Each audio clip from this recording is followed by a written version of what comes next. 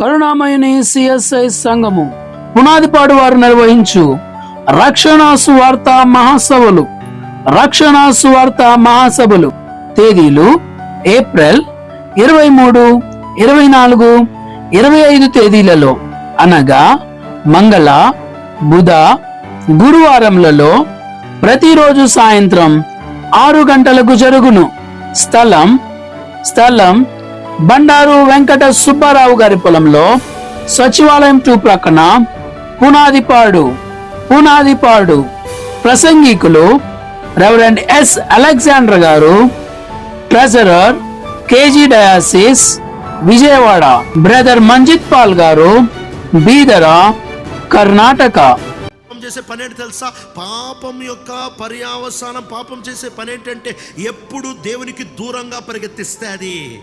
Sin brings separation, sin places hatred towards God. పాపం అనేది దేవుని మీద ఒకలాంటి ద్వేషాన్ని పుట్టిస్తారు. పాపం అనేది దేవుని మీద ఒకలాంటి విరక్తిని పుట్టిస్తారు. పాపం అనేది దేవుడు వచ్చే దిశకి, నీ దిశకి పూర్తిగా వ్యతిరేకతని పుట్టిస్తారు. You start to totally go tangentially off, పూర్తిగా వేరైన దిక్కులో పరిగెత్తడం మొదలు పెడతావు. శ్రీమతి బ్లెస్సీ వెస్లీ గారు, క్రైస్ట్ వర్షిప్ సెంటర్, రాజమండ్రి.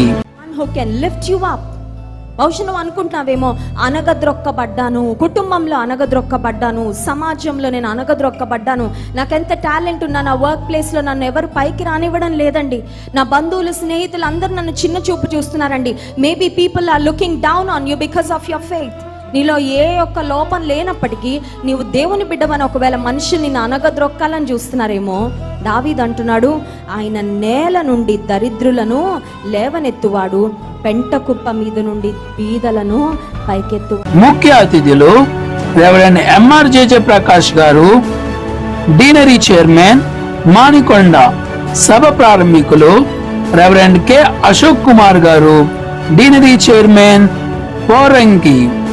దైవ సేవకులు రెవరెండ్ జి యోహాన్ గారు, పారిష్ గురువులు, వణుకూరు. పాస్టర్ కలపల జాన్ గారు, పెనుయేలు కల్వరి ప్రేమ మినిస్ట్రీస్, నందిగామ. సువార్త గాయకులు బ్రదర్ ఎం డానియల్ గారు, విజయవాడ. యూత్ మీటింగ్ 2024 ఏప్రిల్ 24న ఉదయం 9 గంటలకు కరుణామయుని సిఎస్ఐ చర్చ్ నందు జరుగును. బైబిల్లోని మీ సందేహాలకు దైవజనులు సమాధానములు ఇచ్చెదరు. కన్వీనర్ వి రిచర్డ్ రంజన్ శాంసన్ గారు.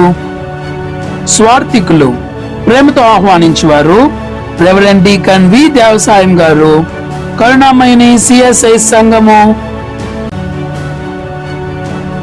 పాల్గొనండి, ప్రార్థించండి, దేవుని దీవెనలు పొందండి.